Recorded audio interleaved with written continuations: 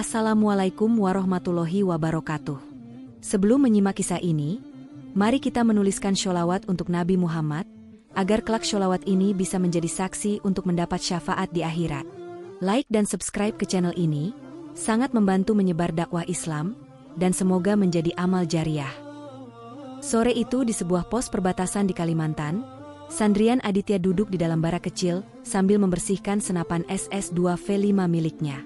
Sudah hampir 3 bulan ia bertugas di daerah ini sebagai bagian dari pasukan pengamanan perbatasan.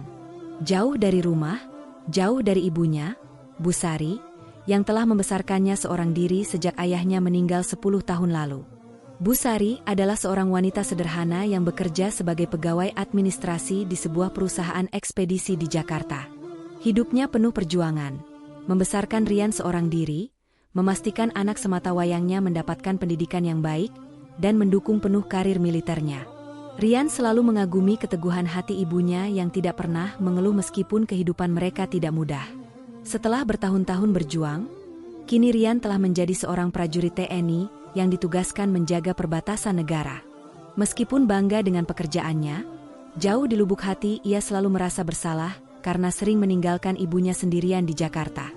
Hubungan mereka tetap dekat, dan ia selalu menyempatkan waktu untuk menelepon atau mengirim pesan ketika ada kesempatan. Di sela kesibukannya malam itu, ponselnya tiba-tiba bergetar. Sebuah nomor tidak dikenal muncul di layar. Rian mengernyit, lalu mengangkatnya. "Selamat malam, Pak. Dengan Bapak Rian Aditya?" Suara laki-laki di seberang terdengar formal, seperti seseorang yang biasa berbicara dengan kewenangan. "Iya, saya sendiri." "Ini siapa?" tanya Rian sambil meletakkan kain pembersih senapannya. "Saya dari Polsek Kebayoran Baru." "Pak, begini, kami ingin menginformasikan bahwa ibu bapak, Ibu Sari, saat ini sedang dalam tahanan kami." Jantung Rian seakan berhenti berdetak. Ia menggenggam ponsel lebih erat. "Apa maksudnya ditahan? Ibu saya kenapa?" "Ibu bapak tertangkap dalam sebuah penggerebekan narkoba di Hotel Grand Permata. Kami menemukan barang bukti di kamarnya, dan saat ini ia sedang menjalani pemeriksaan." Rian merasa darahnya berdesir. Ibunya? Narkoba? Tidak mungkin. Selama ini, ibunya adalah sosok yang begitu teguh dalam prinsip dan menjunjung tinggi nilai-nilai moral. Tidak pernah sekalipun ia terlibat dalam hal-hal yang mencurigakan. Bagaimana mungkin ia bisa terlibat dalam kasus narkoba? Rian merasa tubuhnya melemas, pikirannya kacau. Berbagai kemungkinan berputar dalam benaknya. Apakah ini hanya kesalahpahaman? Atau ada sesuatu yang lebih besar yang belum ia ketahui? Ia menarik napas dalam-dalam, mencoba menenangkan diri. "Pak, pasti ada kesalahan di sini. Ibu saya bukan orang seperti itu. Saya mohon, saya butuh informasi lebih lanjut. Bisa saya bicara langsung dengan beliau?" "Saat ini Ibu Sari masih dalam proses pemeriksaan, Pak. Namun, Bapak bisa datang ke kantor kami untuk mendapatkan keterangan lebih lanjut." Rian mengepalkan tangannya. Ia tahu, sebagai prajurit, ia tidak bisa bertindak gegabah. Tapi ini ibunya, satu-satunya keluarga yang ia miliki. Ibunya bahkan tidak pernah merokok, apalagi memakai barang haram seperti itu. Ada kesalahan. Ibu saya tidak mungkin pakai narkoba. Suara Rian meninggi, namun ia mencoba mengendalikan emosinya. "Maaf, Pak, kami hanya menjalankan tugas. Kalau Bapak ingin tahu lebih lanjut, silakan datang ke kantor kami," jawab polisi itu tanpa ekspresi. Telepon terputus, meninggalkan Rian dalam kebingungan. Ia langsung berdiri dan menarik napas panjang. Kepalanya penuh dengan pertanyaan. Keesokan paginya, Rian segera meminta izin kepada komandannya untuk terbang ke Jakarta. Beruntung, ia diberikan cuti mendadak karena alasan keluarga. Ia segera naik pesawat pertama menuju ibu kota. Setibanya di Jakarta, Rian langsung menuju Polsek Kebayoran Baru. Setibanya di sana, ia berhadapan dengan seorang petugas jaga. "Saya ingin bertemu dengan penyidik yang menangani kasus seorang tahanan bernama Sari," katanya dengan suara tegas. Petugas menatapnya dengan malas. "Tunggu sebentar, Pak." Beberapa menit kemudian, seorang polisi berpangkat keluar dari ruangan. Namanya Ibtu Budi. Ia menatap Rian dengan sedikit heran. "Anda siapa?" "Saya anaknya, Rian Aditya." "Oh, anak tersangka? Silakan ikut saya." Rian mengikuti polisi itu ke sebuah ruangan kecil. Ia mencoba menenangkan diri meskipun amarah dan kecemasannya berkecamuk. Di dalam ruangan, Ibtu Budi duduk dan membuka sebuah berkas. "Ibu Anda tertangkap di sebuah kamar hotel dengan barang bukti sabu seberat 5 gram saat kami gerebek. Hanya dia yang ada di dalam kamar. Ibu saya tidak mungkin melakukan itu. Dia tidak pernah menyentuh barang haram." Suara Rian bergetar menahan emosi. "Kami hanya menangkap berdasarkan bukti yang ada, Pak. Kamar itu dipesan atas namanya, dan barang bukti ditemukan di dalamnya." Rian mengepalkan tangan. "Ada sesuatu yang tidak beres di sini." "Siapa yang melaporkan?" tanyanya. "Kami mendapat informasi dari informan," jawab Ibtu Budi santai. Rian semakin curiga. Ia menatap polisi itu tajam. "Bisa saya bertemu dengan ibu saya?" Ibtu Budi terdiam sejenak, lalu mengangguk. "Silakan, tapi sebentar saja." Pertemuan penuh air mata di ruang tahanan. Bu Sari duduk di sudut. Wajahnya terlihat pucat dan matanya sembab. Saat melihat Rian, air matanya langsung mengalir. "Rian?" Suaranya bergetar. Rian mendekat dan meraih tangan ibunya melalui jeruji. "Ibu, apa yang terjadi?" Bu Sari menggeleng. "Ibu tidak tahu, Nak. Ibu diundang untuk pertemuan kerja di hotel. Setelah ibu masuk kamar, tiba-tiba ada yang mengetuk pintu. Saat ibu buka, mereka langsung masuk dan menemukan narkoba di dalam kamar. Ibu tidak tahu itu milik siapa." Rian mengepalkan rahangnya. Ada yang tidak beres. Ibunya dijebak. "Ibu, tenang. Aku akan cari tahu siapa yang melakukan ini," katanya, meski di dalam hatinya ia sendiri bingung harus mulai dari mana. Di luar, Rian merasakan sesuatu yang ganjil. Ia seorang tentara. Nalurinya tajam. Polisi yang menangani kasus ini tidak terlihat bekerja secara profesional. Ia menarik napas dalam. Ini belum selesai. Rian berdiri tegak di depan sel tahanan. Matanya menatap tajam ibunya yang masih menangis. Tubuhnya menegang, amarah berkecamuk dalam dadanya. Ia seorang tentara, terlatih untuk menahan emosi. Tetapi kali ini situasinya berbeda. Ini tentang ibunya. "Ibu, tenang. Aku akan mengeluarkan ibu dari sini," katanya dengan suara rendah, namun penuh tekad. Ibunya menggenggam erat tangan Rian di balik jeruji. "Nak, ibu takut." Rian menatapnya dalam-dalam, lalu melepaskan genggaman itu dengan perlahan. "Jangan takut. Aku akan cari tahu siapa yang menjebak ibu." Ia berbalik dan melangkah keluar dari ruang tahanan dengan langkah tegap. Di luar, Ibtu Budi masih menunggunya dengan ekspresi datar. "Selesai, Pak?" tanya Budi dengan nada meremehkan. Rian menatapnya tajam. "Saya ingin berbicara dengan Kapolsek." Budi terkekeh kecil. "Kapolsek sedang sibuk, Pak. Kalau mau urus administrasi penangguhan tahanan, silakan datang besok dengan pengacara." Rian mengepalkan tinjunya. Ia bisa merasakan ada permainan kotor di balik ini. Polisi di sini tidak tahu bahwa dirinya adalah seorang tentara. Mereka menganggapnya hanya seorang warga sipil biasa yang tidak punya daya. Ia melangkah maju mendekati Budi, berdiri tepat di hadapannya. Matanya menyala penuh amarah.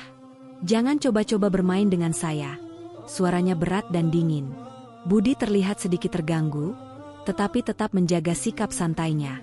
"Saya hanya menjalankan tugas, Pak.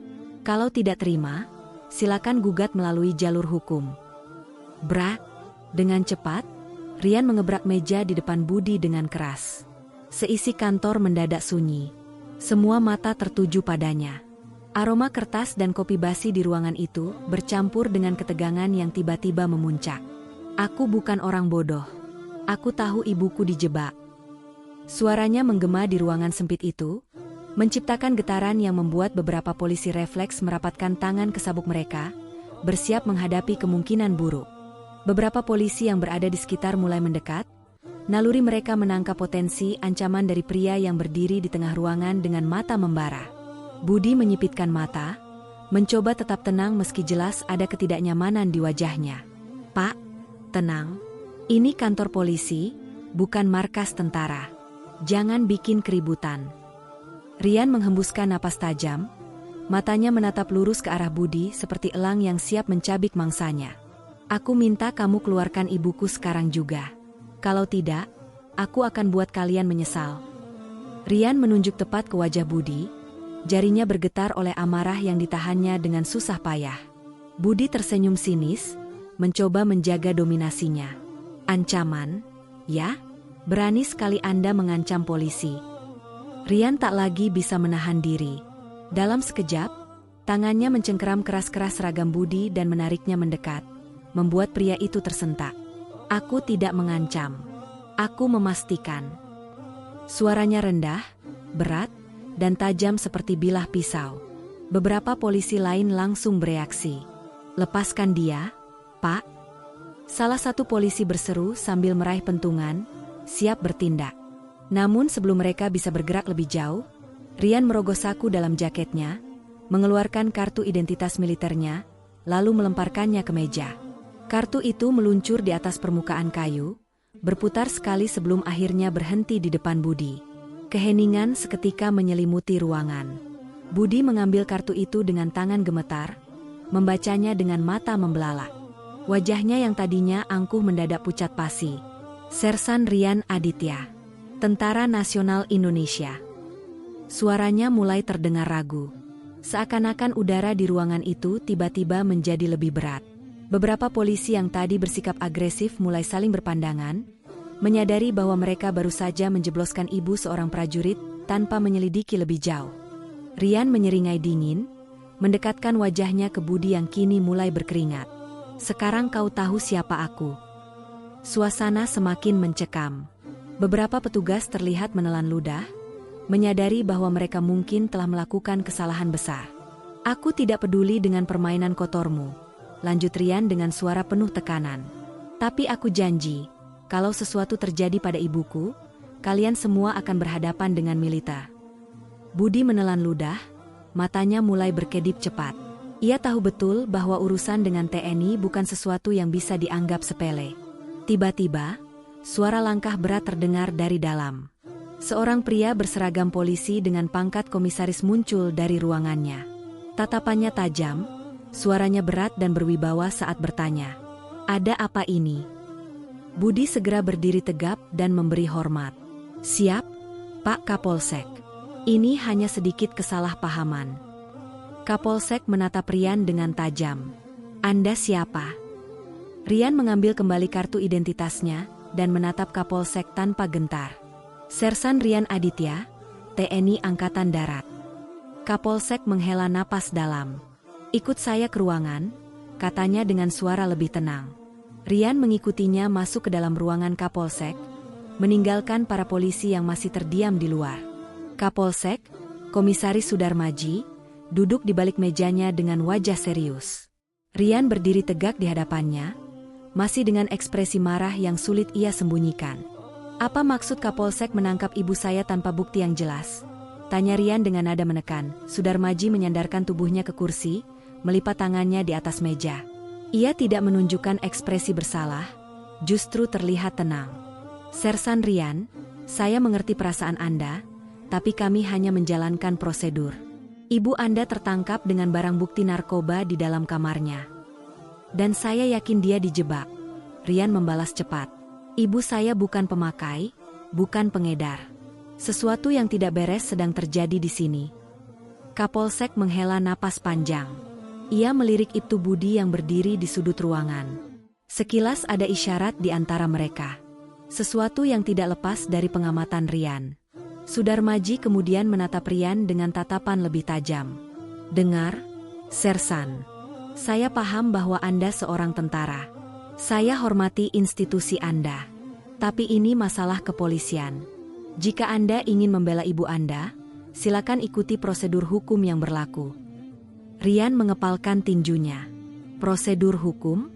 Sejak kapan prosedur hukum membiarkan polisi menangkap orang tanpa penyelidikan mendalam?" Budi menyela dengan nada menyindir. "Pak Rian, kalau Anda merasa ada ketidakadilan, silakan bawa pengacara. Tapi untuk saat ini, ibu Anda tetap dalam tahanan. Rian menatap mereka berdua. Nalurinya mengatakan bahwa ada permainan kotor di balik ini. Ia seorang prajurit, terlatih membaca situasi. Jadi kalian berdua bekerja sama? Tanyanya dingin. Sudarmaji mengangkat alis. Hati-hati dengan tuduhan Anda, Sersan. Tidak perlu hati-hati jika saya sudah melihat ada yang tidak beres, balas Rian tajam. Kapolsek tersenyum tipis. Anda tahu, tentara seperti Anda bisa saja dianggap mengganggu penyelidikan. Jangan sampai ada masalah lebih besar yang timbul hanya karena emosi pribadi. Rian menahan napas, berusaha mengendalikan amarahnya. Aku akan cari tahu siapa yang menjebak ibuku. Jika aku menemukan bukti bahwa kalian bermain kotor, aku pastikan kalian akan berhadapan dengan hukum militer. Sudarmaji tetap tenang. Silakan. Tapi sampai saat itu terjadi, ibu Anda tetap di sini. Rian menatap mereka satu persatu, lalu berbalik dan melangkah keluar dari ruangan dengan geram. Saat pintu tertutup, Budi menoleh ke Kapolsek dan bertanya dengan nada khawatir. Pak, bagaimana ini? Kalau dia benar-benar menyelidiki, bisa repot. Kapolsek menyeringai. Jangan khawatir. Kita pastikan dia tidak bisa mengorek terlalu dalam. Budi tersenyum licik. Saya akan urus bagian itu. Di luar ruangan, Rian menghela napas panjang. Ia tahu, pertarungan ini belum selesai. Justru baru saja dimulai.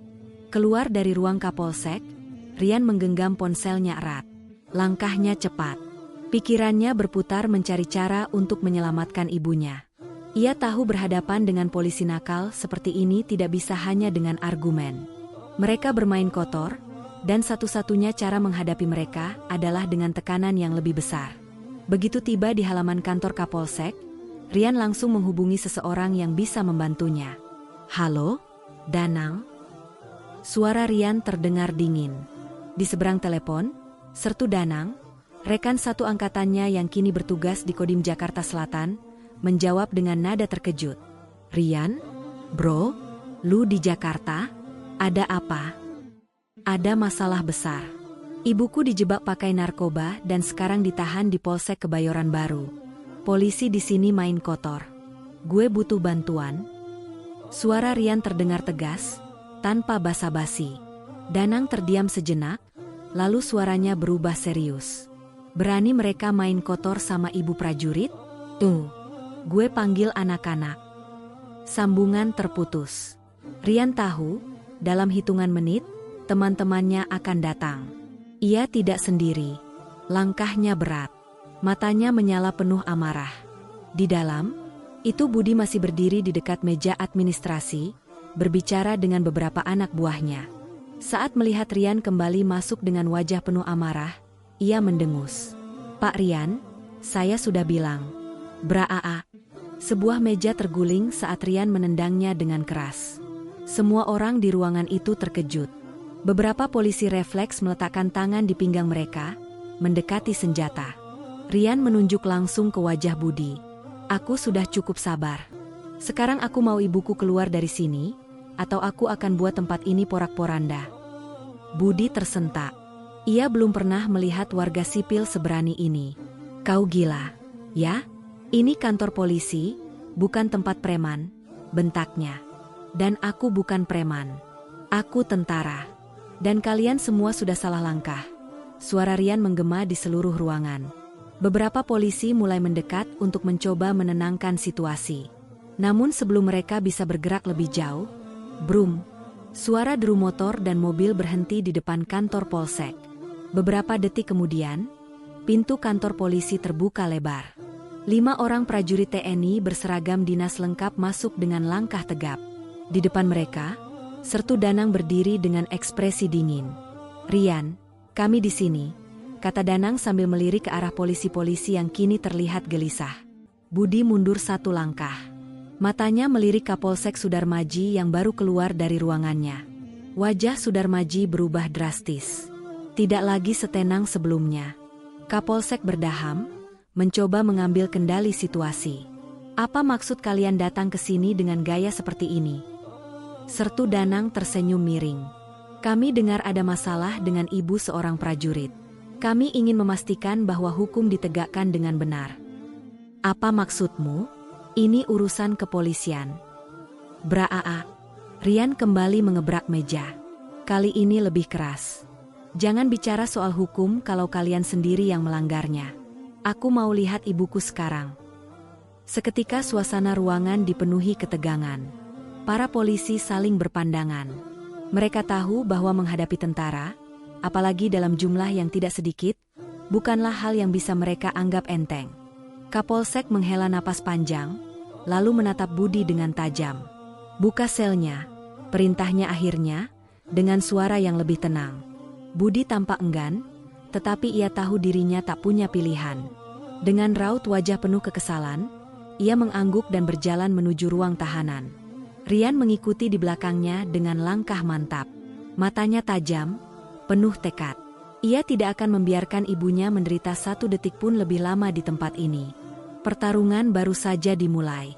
Kapolsek mulai kehilangan ketenangannya. Ia tahu jika situasi ini tidak dikendalikan, masalahnya bisa sampai ke atasan militer. Ia menghela napas, mencoba mencari celah untuk mengulur waktu. Baik, kita bisa bicarakan ini, katanya akhirnya, berusaha menenangkan suasana. Namun, Rian tidak mau menunggu lebih lama. Dengan gerakan cepat, ia melangkah maju dan menarik rah baju Budi, membuat polisi itu terhuyung ke belakang. Buka selnya sekarang juga. Suaranya menggema di ruangan itu. Budi, yang tadi masih bersikap arogan, kini tampak gugup. Ia melirik Kapolsek, mencari arahan. Kapolsek akhirnya menghela napas panjang, menyadari bahwa ia tidak punya pilihan lain. Buka selnya, katanya dengan suara pelan dan penuh tekanan. Budi dan beberapa polisi lainnya langsung bergerak menuju ruang tahanan. Langkah mereka terasa berat, penuh dengan kecemasan. Beberapa menit kemudian, seorang wanita tua yang sudah tampak kelelahan keluar dengan wajah kusut dan mata sembab. Napasnya tersengal, tubuhnya gemetar. Matanya membesar saat melihat anaknya berdiri di sana bersama sekelompok tentara berseragam lengkap. Air matanya mengalir tanpa ia sadari. "Rian?" Suaranya bergetar penuh haru. Rian langsung mendekat, meraih kedua bahu ibunya dengan lembut. Wajahnya penuh dengan kelegaan dan amarah yang masih tertahan. "Aku di sini, Bu. Tidak ada yang bisa menyakitimu lagi," katanya lirih, namun penuh ketegasan. Sertu Danang menatap Kapolsek dengan tatapan dingin dan tajam. Ia melangkah mendekat, suaranya terdengar sebagai peringatan yang tidak main-main. "Jangan coba-coba bermain dengan tentara. Kami tidak tinggal diam." Kapolsek hanya bisa mengangguk. Wajahnya kini pucat pasi. Ia tahu bahwa dalam permainan ini, ia telah kalah telak. Rian menggenggam tangan ibunya dengan erat dan berjalan keluar dari kantor polisi, diapit oleh teman-teman tentaranya. Setiap langkahnya penuh dengan keyakinan. Ia tahu bahwa ini belum berakhir. Masih ada dalang di balik semua ini yang harus ia temukan. Namun satu hal pasti, mereka telah menyentuh orang yang salah. Beberapa hari setelah insiden di Polsek Kebayoran Baru, suasana di kantor itu berubah drastis. Tidak lagi ada kesombongan di wajah-wajah para polisi yang dulu merasa tak tersentuh. Kapolsek Sudarmaji duduk di ruangannya dengan wajah muram. Sejak kejadian itu, tekanan terhadapnya semakin besar. Laporan tentang dugaan penyalahgunaan wewenang dalam kasus ibunya Rian telah sampai ke Propam dan POM TNI. Kasus ini tidak lagi bisa ditutupi. Tak butuh waktu lama, tim investigasi turun langsung ke Polsek untuk melakukan pemeriksaan menyeluruh. Para petinggi kepolisian mulai mempertanyakan kejanggalan yang terjadi. Sementara itu, di tempat lain, Rian bersama Sertu Danang dan beberapa anggota TNI lainnya juga bergerak cepat mengumpulkan informasi tambahan. Mereka tidak hanya ingin membuktikan bahwa ibunya memang dijebak, tetapi juga memastikan dalang di balik semua ini mendapatkan ganjarannya. Saat bukti mulai mengarah pada pihak yang bertanggung jawab, Rian tahu bahwa keadilan akan segera ditegakkan. Tidak ada tempat bagi mereka yang berani bermain kotor dengan orang yang ia cintai. Pelakunya, seorang rekan kerja ibu Rian bernama Tony, bekerja sama dengan Ibtu Budi. Tony memiliki dendam pribadi terhadap ibu Rian, karena ia pernah melaporkan kecurangan dalam perusahaan tempat mereka bekerja. Merasa terancam oleh laporan itu, Tony bersekongkol dengan Budi untuk menjebaknya, menggunakan jaringan pengedar narkoba lokal untuk menaruh barang bukti di kamar hotel tempat Ibu Rian menginap. Setelah bukti-bukti dikumpulkan, Rian dan rekan-rekannya menyerahkan semua itu ke POM TNI dan Divisi Propam Polri. Proses hukum pun berjalan dengan cepat. Hari itu, kantor Polsek Kebayoran Baru dipenuhi oleh beberapa petugas dari Propam yang datang langsung untuk melakukan sidak. Suasana mencekam menyelimuti kantor tersebut. Setiap personel polisi yang terlibat dalam kasus ini terlihat gelisah. Kapolsek Sudarmaji hanya bisa duduk diam di ruangannya ketika seorang perwira tinggi masuk dengan wajah serius.